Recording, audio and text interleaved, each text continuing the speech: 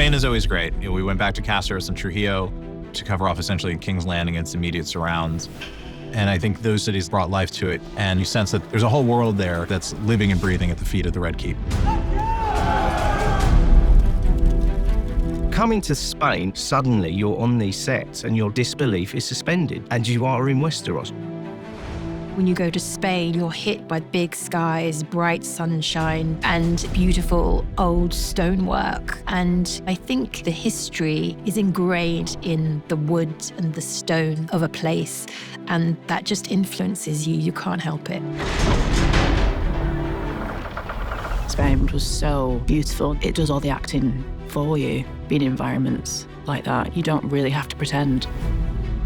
Cáceres and Trujillo has always been very welcoming, and we also understand that the place itself is part of the production. So the value that it brings, it's not only what you're seeing on screen, but it's also the environment you're creating behind and that the crew feels it.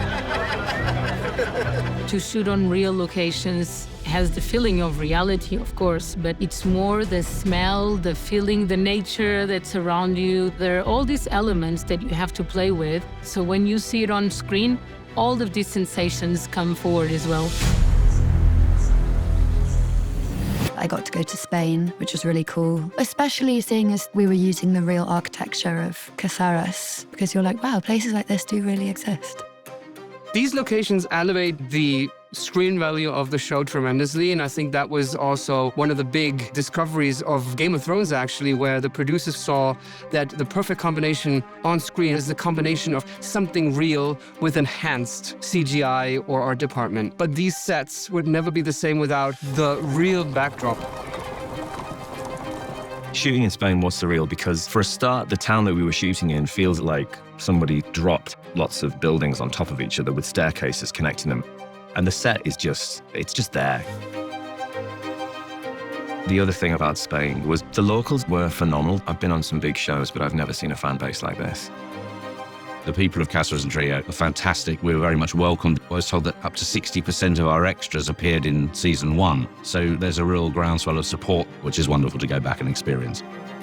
When they went to Spain, I know they used a lot of locals, and that's so important because I think if you're going to shoot in a place and take something from it, you really want to give back to that community. And I think that's what we do really well on our show.